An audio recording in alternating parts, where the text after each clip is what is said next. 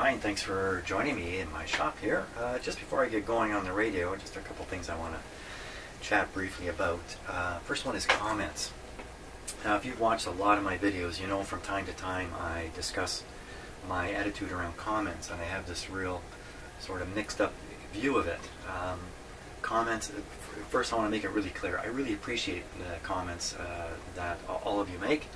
And I know sometimes there's some chatting amongst yourselves, different ideas going out, and I'm not reading that stuff, and I still appreciate it all going on my videos. So some very intelligent people, you might be one of them, watching my videos, and I do really appreciate that.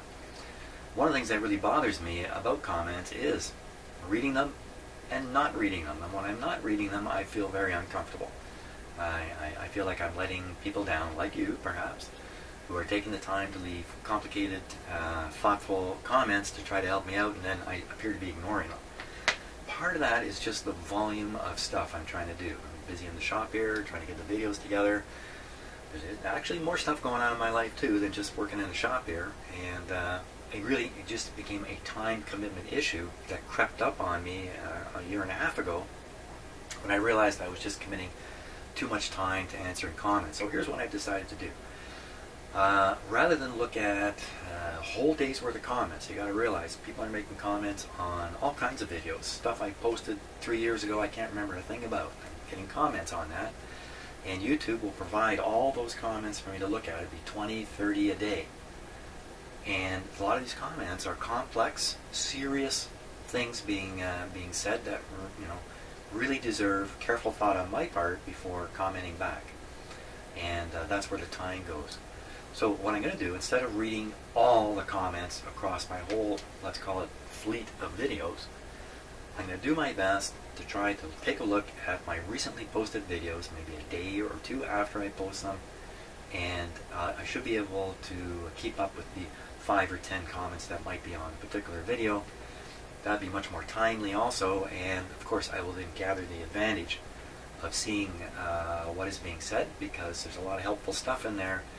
And that's another thing that bothered me, is not availing myself of help from those of you who are further down the road with this kind of work, and or are spotting things that I'm not spotting, or I haven't spotted yet, I guess is the way I would put it. A couple of those I'm going to talk about in just a moment before I carry on here. That was one thing. What was the other thing? I don't remember. Oh, the other thing is the things. The other thing is the things. The things that showed up in a couple of comments on the video I just posted, the last video I shot. One really good question from a couple people. Hey, I get emails too, by the way. I don't want to encourage that, but if you really want to get through to me, I do respond to emails always. First, setting on the scope. A couple of you noticed this, and honestly, I wouldn't have thought of this. I just would not have struck me. The last video, while I was trying to use the sweep generator to make the response curve on the scope, and I slowed my sweep generator way down to a really slow moving dot, and I started noticing that the curves seemed to be in different places on the scope and stuff like that, and I didn't give it an awful lot of thought. But what was pointed out to me was I have the input for the sweep part of the sweep generator, the part that makes the dot move this way, going into this input, this channel input, and it's set to AC. It'd be a lot better having it set to DC. So I've switched it now. Thank you very much for pointing that out. Like I say, I don't know if my head would have ever got there. Enough about that. Number two, I got asked, why is this capacitor here? Well, the capacitor is there because it's a recommended dummy load when doing when injecting signals, such as you see my signal generator connected here. That's why it's there. Why was it there when I hooked up an antenna? Apparently, I haven't drained all the stupidity out of me yet. I thought I had during previous stupid events that have happened with this radio, but no. I seem to have an inexhaustible supply of stupidity. I should have removed this capacitor when I hooked up the antenna. Otherwise, what am I doing? I'm just killing the signal. So now where am I at with this radio? Let's see. where am I at with this radio? So I think I did okay on the IF. I'm pretty sure I did actually a pretty good job on the IF here. And I think I'm going to move on now and try to do the remainder of the radio, which is basically the front end and the oscillator tuning. And what's happened? I'm drawing a blank. What was I going to say? Okay. Wow, 8:30 already. How did that happen? My gosh, I was up real early this morning. How did it get to be so late? Let's turn on this radio and get it going. So first, there goes the filament voltage up to 1.4. Gave it just a touch more, just for good luck there. And now, whoops, B plus.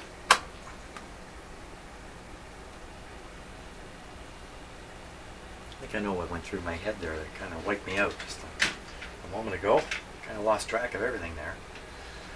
I think the first thing we'll try with this radio is I'm going to take that capacitor out of the picture, hook up an external antenna, try the shortwave again.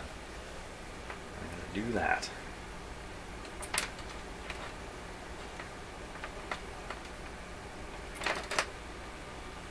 There we are.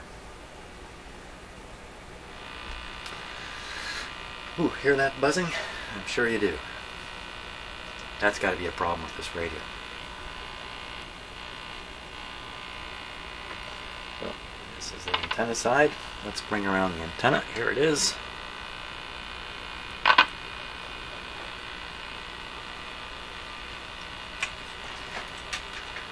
Just on shortwave. AM sounds pretty good. Shortwave, let's find out. So we're up at the high end here.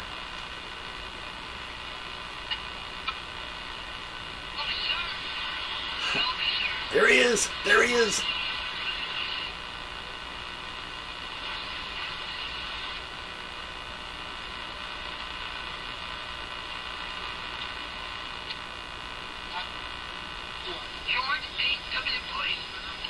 There he is again!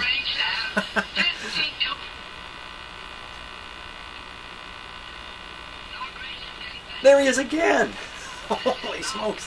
Hey, there's only one guy on shortwave.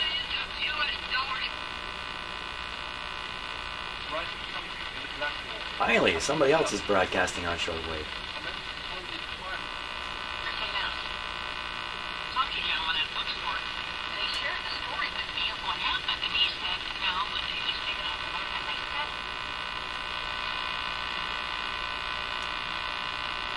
It's the wrong time of day to be down here.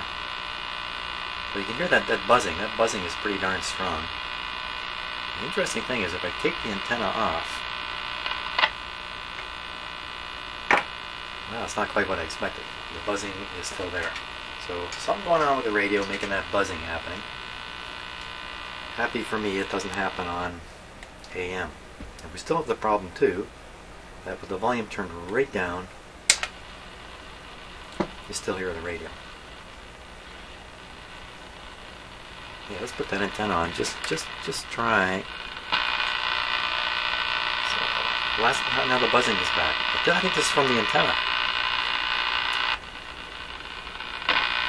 Hard to say, for sure.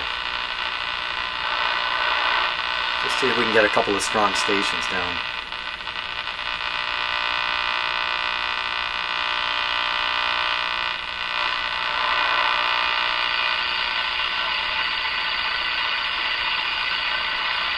I hear it in there.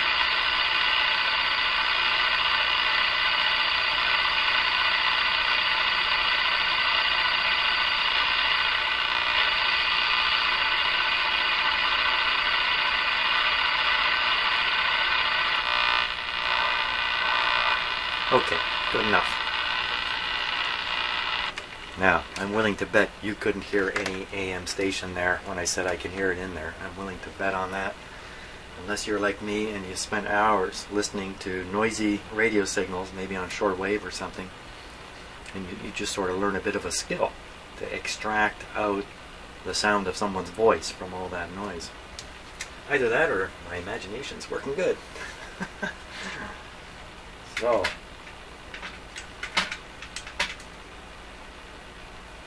now the very first step with this radio is to adjust the oscillator on the shortwave band.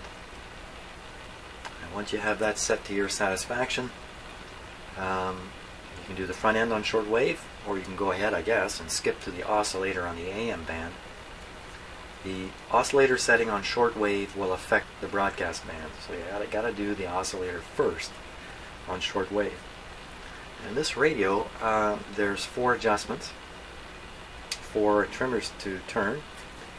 In sorting out which screw does what is a major undertaking for me on this radio. Now, either when I looked at the schematic, I failed to understand some hints that were on it, but I scoured it very thoroughly. But in the end, I did reach, I think, a pretty solid conclusion. Let me look at my ever so neatly drawn diagram here. And please don't study this, I'm just showing you I made this diagram, and this helped me sort out the 3 adjustments down here and the one up on the tuning capacitor here. What they do, you can see all my notes in here. You can also see I traced the wires in the radio and which coils they go to. There's 3 coils. There's one above here you can see. There's 2 underneath the radio. And it just took an awful long time to sort this out and get some certainty going. But I think I have the certainty I need. So the way it is, shortwave oscillator is up on the capacitor. The broadcast oscillator is the middle screw here. The shortwave antenna is the back screw, and then the front screw is the AM antenna adjustment. So we're going to start with shortwave oscillator, and frankly, you know, with a band like this that's not stretched out too much, how correct does it really have to be? So maybe I'll do it, I don't know what frequency do they recommend in the manual. Let's take a look. Okay, so there's the schematic diagram. All these adjustments are over in here, this area of the diagram. What do they say? They say do it at 15.3.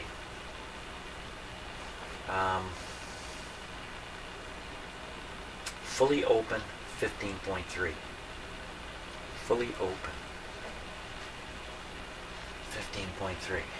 Got that? I think I got it. Fully open. Okay, so fully open.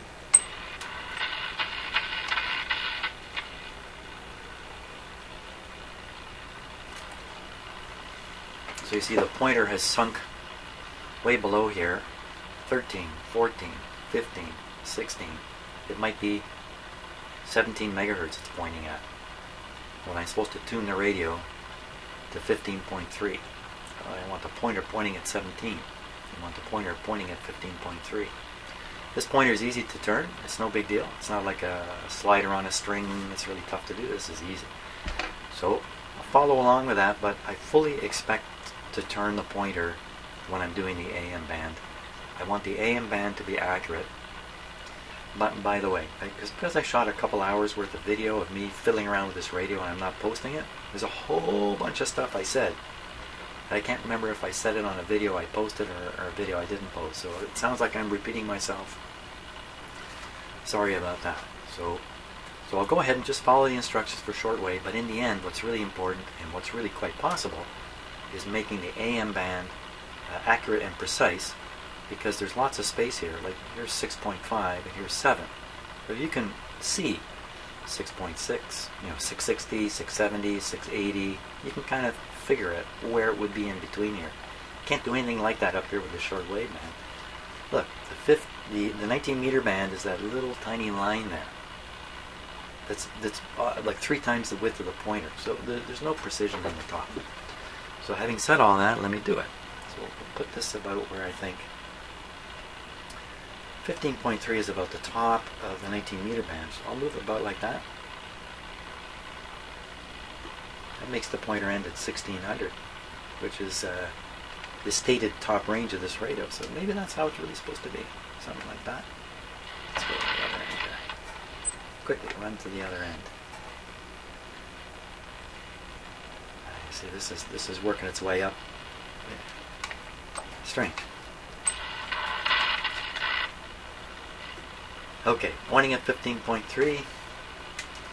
What is it really? Is it 15.3? Oh, I gotta hook this back up. I gotta hook this capacitor back up here. I think the purpose of the capacitor is more or less to either imitate the capacitance of a long wire antenna, or just silence the radio while you're doing this. It didn't silence it, did it? Okay, 15. Let's turn it down. 15.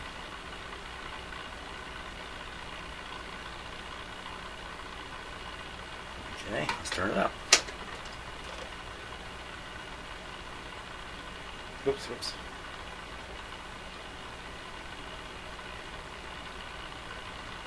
My frequency counter is too low. Here we go.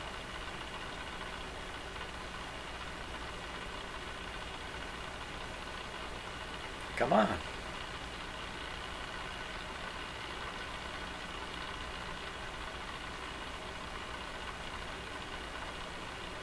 And we're off to a good start.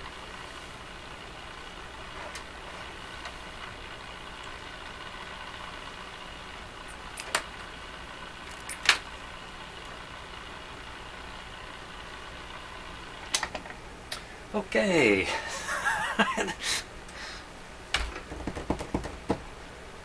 I had it on AM. Let's try that again.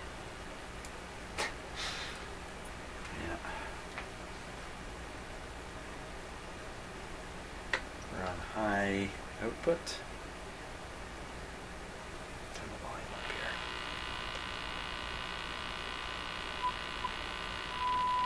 Finally. Yahoo.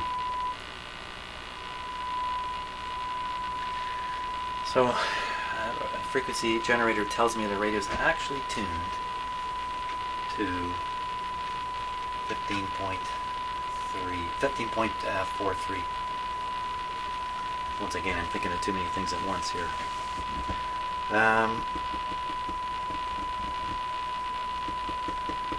What I'm thinking is, why not fire up the SDR and measure the local oscillator frequency and kind of take a look at that before I go any further.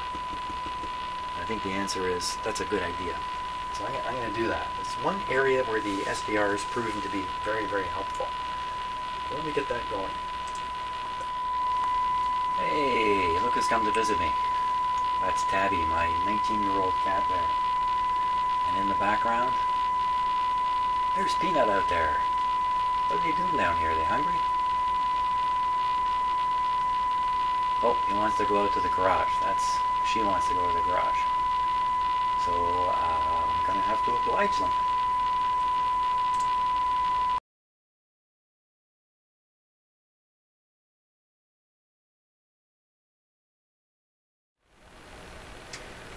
Wow, okay, that was pretty unnerving. My computer just suddenly shut right down. Boom, right off. Just boom, on. So the software, the video software I use is continuously saving the work I'm doing. So hopefully I didn't lose a gigantic amount of video here. So I'll continue on as if I didn't. But wow, why would my computer just suddenly bonk right out? It's really, I don't know if it's ever happened before. Just cut right out like that. So I did wiggle the power plug in the back of the computer, and it could have been a little loose.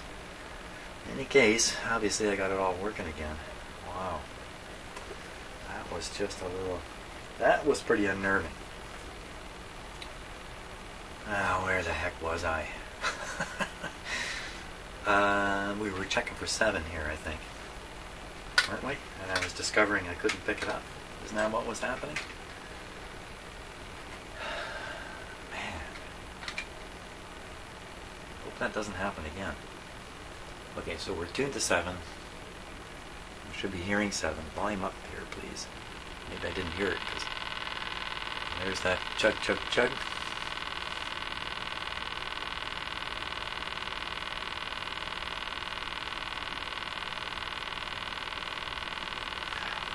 little bit of trouble with my signal generator here too. What's going on today?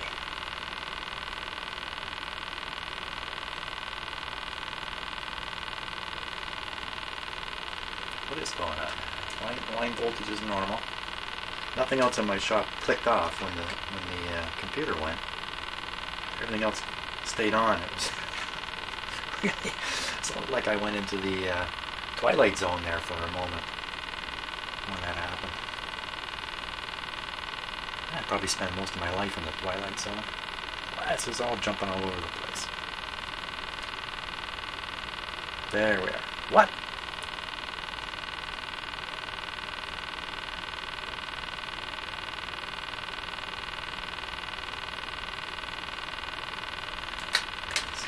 Radio's tuned to 7.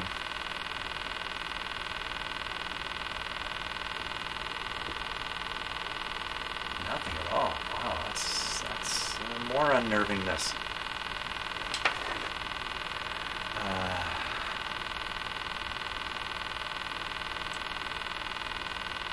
I'm actually a little shaky.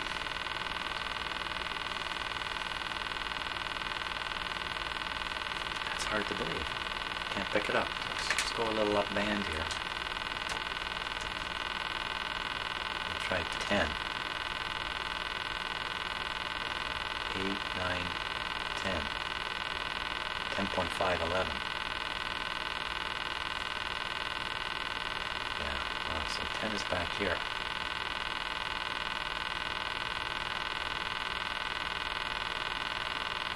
Okay, 10. Oh, I'm not going to get there.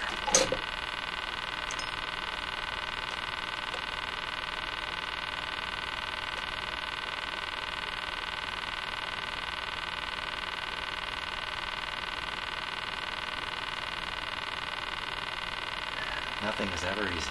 Nothing is ever easy. 11, 12.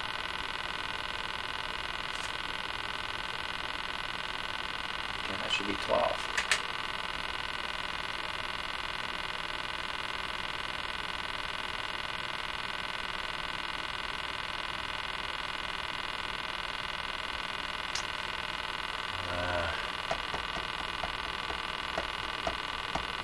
Double checking I'm not doing something stupid, but you know, it's hard to check your own stupidity. Here we go.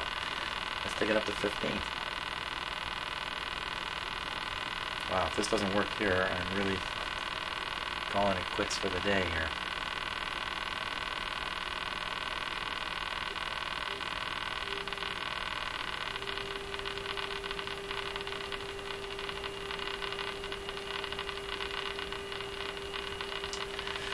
Okay, so the frequency counter says 15.28, almost 15.3. I thought I had made 15.3 there.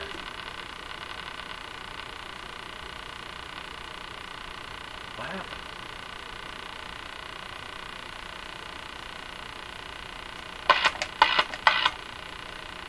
The switch gave me trouble before, but I think it's rock solid now.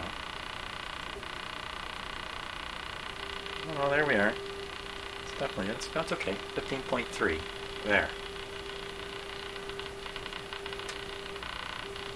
Oh, look at that. I mean, look at how big a range you've got here. On the scale, you're going from 15 to 15.2. You're jumping 200 kilohertz just in the width of the width. Let's go step by step. 14.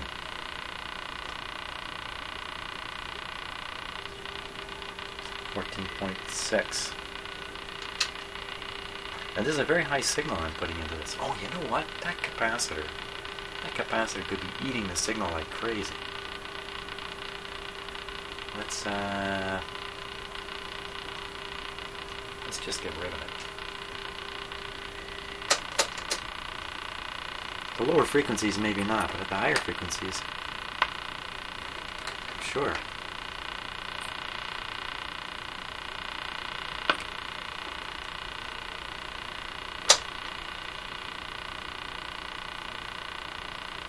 Where am I now? 14.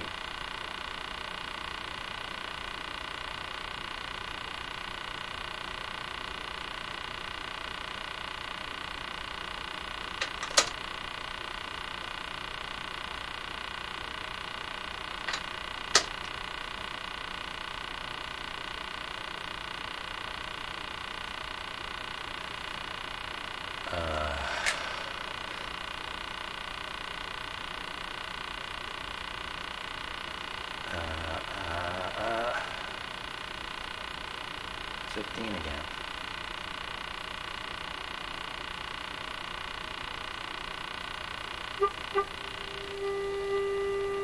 Okay, so that's got a little bit of oomph to it. It's fading out incredibly fast. We'll do the hopscotch thing.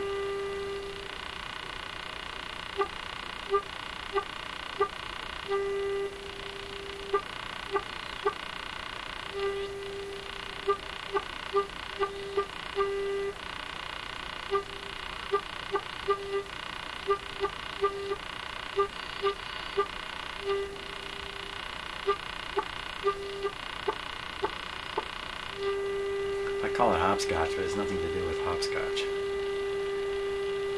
Well, now I'm picking it up fine. I'll put that capacitor back. Does it kill it? It surely do. Yeah, so I just knocked the signal down by a factor of 10. Still there. To capacitor or not to capacitor?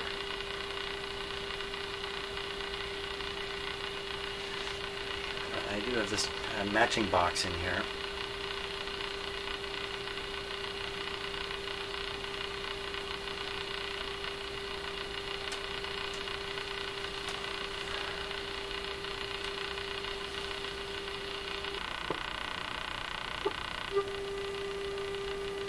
Oh my God.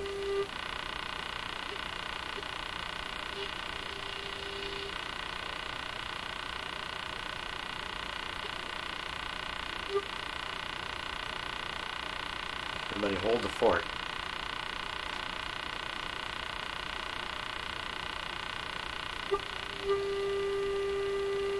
That's pointing at 12. It's picking up 13. I think I tuned the local oscillator using some kind of image signal or something there. One of the difficulties with a receiving high frequencies with a low frequency IF is you get a lot of images close to the signal you're trying to tune.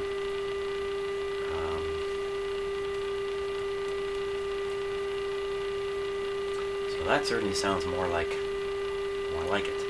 There's nothing below, but above. I forced the local oscillator. That's why I did that SDR thing to make sure I was on the right path.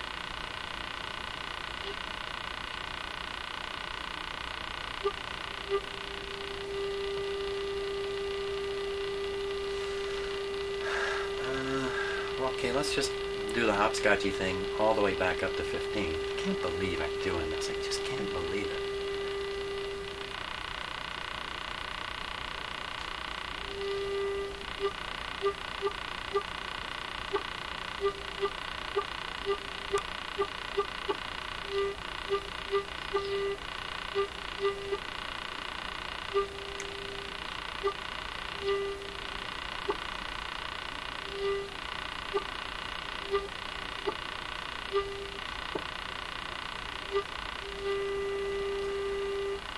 Okay, so we're at 14, and we're actually tuning 15.5 at this point. Let's keep going.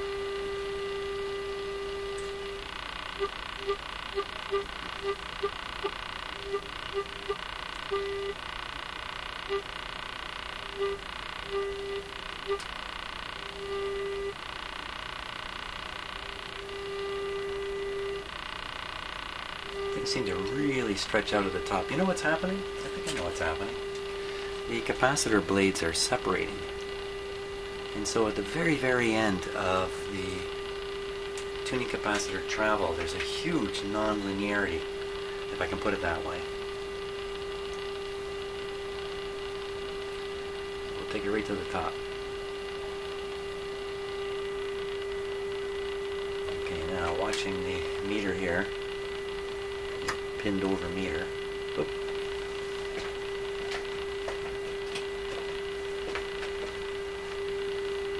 Pick this right up.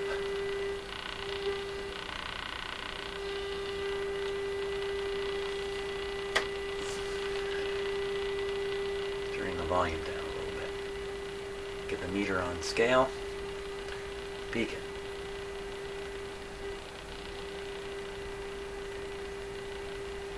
Looks like a little bit of ABC action in there. Okay, so that's the peak. Capacitor is open. Frequency is 16.2.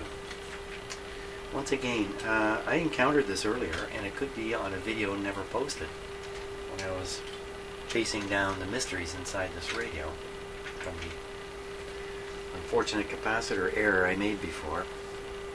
So wow, I got this thing up 15 miles off. How did I manage that? Somehow I did. I think we need to look at the SDR again. And let's see, I got to start it all up again. Here, I'll try and get it on the screen.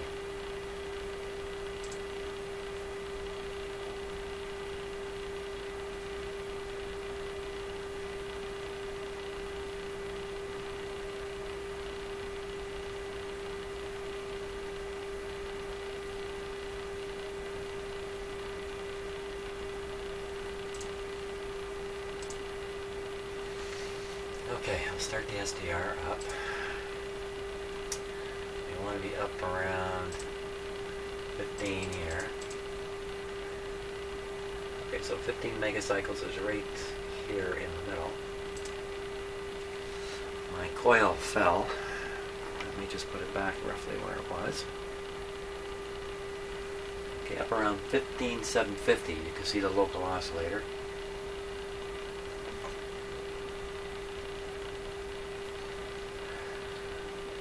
So, calculation here. It should be 15.3 at this point. 15.3 plus 455 gives you 15,755. And where are we exactly? 15,760. Wow, that's jump. My SDR automatically adjusted the screen. When I click way over here on the edge, it'll shoot it into the middle. So here we are here now. You can see it's 15,760, so that's pretty darn close.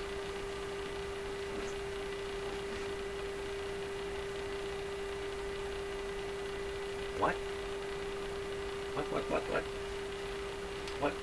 What's going on here? I've lost my head. Let's redo this. So the local oscillator is at 15,750, 760. So take away 455 or 460, make it easy math, you get 15.3. The radio should be sensitive to 15.3. I think I see what's going on here. Don't like it.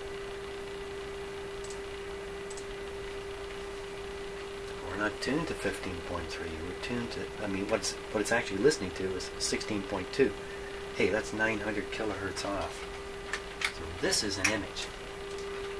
This is an image. So in other words, because this transmitted signal is 455 away from the local oscillator, it's producing a signal at 455. It's shooting through the IF, and we're getting it. The part that's driving me nuts is it appears to be stronger than the proper one. Now if I tune to the proper frequency, 15.3, 900 below, we'll probably hear it. We need to compare the strength at this point. So I'm going to tune it down, get everything into the camera shot here all at once. Everybody in there. Now watch this. So this is reporting a 6 on there right now, 0.6. Retune to the proper tuned frequency. Probably hear it.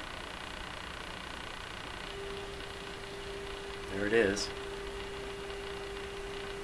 And it's way lower. I mean, you can hear that it's lower.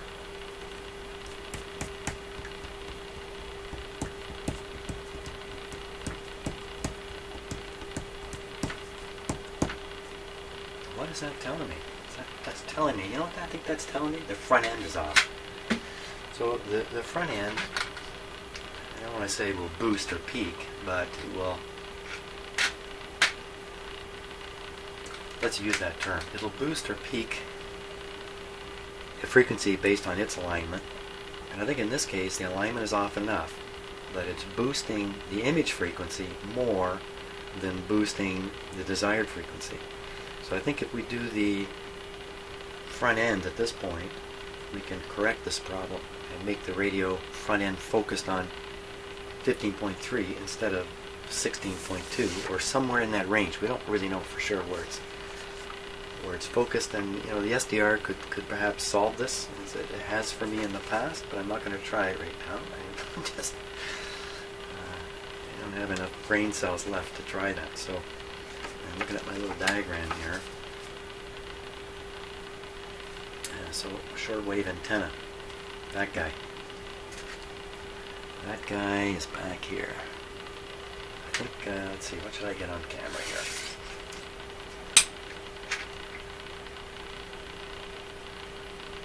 Watch this meter. We'll try and peak this meter by turning this screw back here.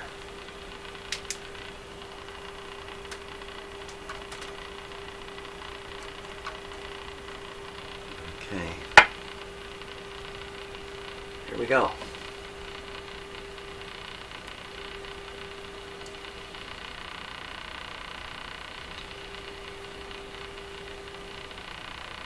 Wow.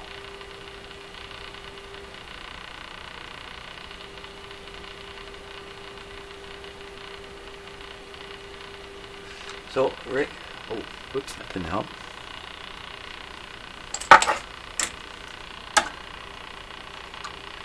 So what we're really playing with here is the image rejection of the radio.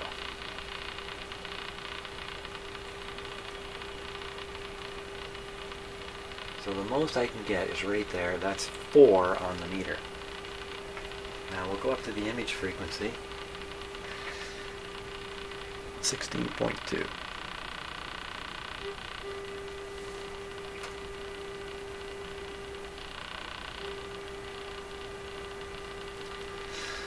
.5. I'm doing the same thing, just for interest's sake. Antenna trimmer on shortwave.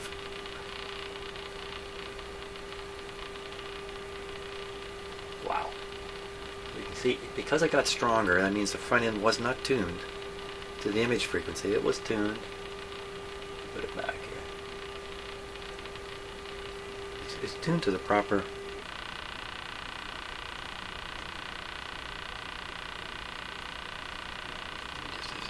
Losing my head.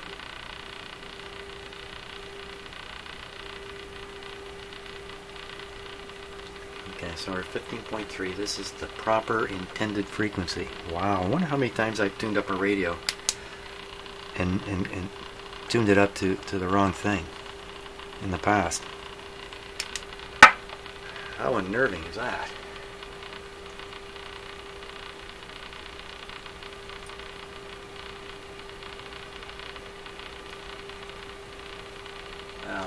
Wow, that's it. So the desired frequency is weaker than the image frequency. I just kind of never thought that could even happen.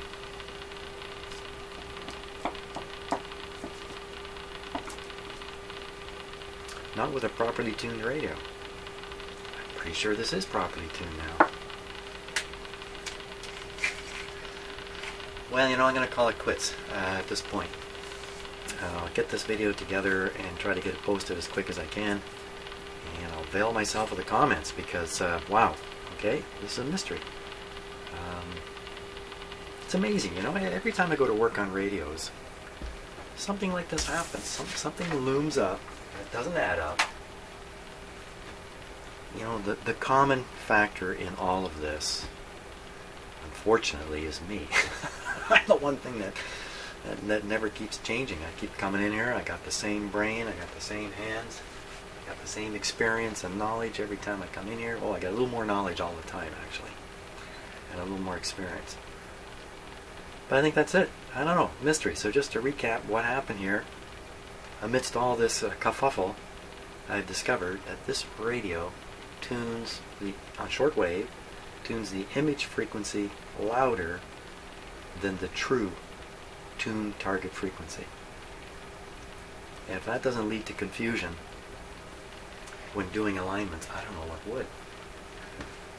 Ooh, wow, okay, hey. It's another strange day in Jim's shop. I'll be looking forward to seeing your comments. And hey, have a great day. I won't let this get me down.